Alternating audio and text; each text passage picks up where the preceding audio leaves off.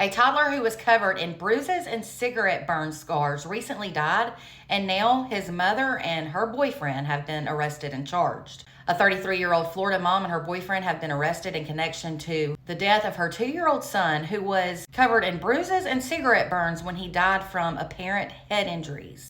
Christian Parnell, pictured here on the left, and her boyfriend, 33-year-old Curtis Willie, were reportedly arrested earlier this week, and they were charged with 1 count each of aggravated manslaughter of a child. According to a probable cause affidavit, deputies with the Suwannee County Sheriff's Office responded to a medical emergency call on Monday, October 13th. This was at around 3:06 p.m. in Live Oak, Florida. This was after the mother, Christian, reported that her 2-year-old son was unresponsive and that CPR was being performed. When first responders arrived to the scene, they reportedly took over life-saving efforts, and they then took the little boy to a local hospital for treatment. He unfortunately died due to his injuries, and he was pronounced deceased at around 4:10 p.m. that day. Police and medical personnel noted that he was suffering from abnormal swelling to his head, along with multiple bruises on his leg and groin, and several scars similar to that of a cigarette burn. Absolutely unreal. It was said in an interview with detectives, Christian, the mom, allegedly said she first found that her son had suffered an injury to his mouth and head from a fall that took place inside their home. She claimed that the fall took place 10 days earlier on the night of October 4th. She claimed that her little boy was playing with her boyfriend Curtis's 4-year-old son in the bedroom of their home when the victim toddler fell off the bed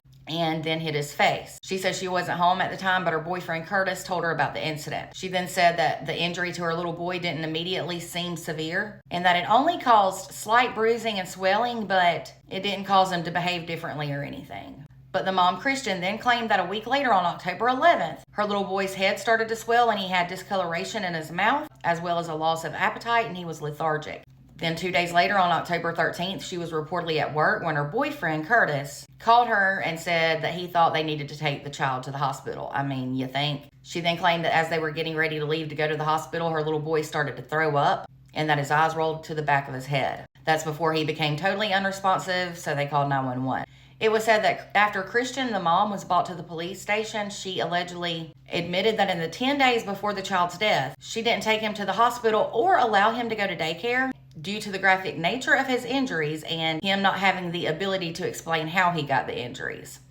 Then in Curtis's interview, he allegedly told detectives that the little boy fell off the bed while he was playing with Curtis's little boy as well, the 4-year-old son. He claimed that he was in the living room at the time of the incident and he heard a loud bang that sounded like something hitting metal, and that was coming from the room the little boys were playing in. When he entered the room, Curtis claimed that he saw the little boy victim with a bloody injury to his mouth, with a binky still in his mouth and swelling to his forehead. He said he took the little boy into the living room after the incident and the child was fine. Like Christian, the mom, he claimed that the toddler seemed to be in decent health until October 13th, when the child's eyes started to roll around in the back of his head and he started gurgling. Those were the boyfriend's words. Curtis further told authorities that he couldn't recall if the little boy victim had suffered any more injuries since falling off the bed. However, investigators said that the extent of the injuries on the victim were not consistent with the events the two adults described.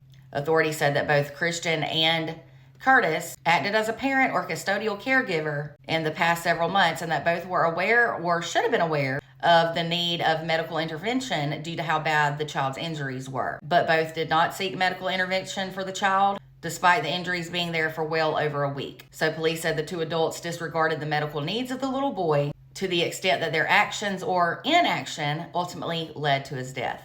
Both of them are being held in the county jail without bond as of today on Wednesday, October 15th. Police said that more charges may be coming against them pending further investigation. If the two are convicted of this first-degree felony they are charged with, both of them could reportedly face a maximum of 30 years in a state correctional facility, and well, I hope they get all of those 30 years.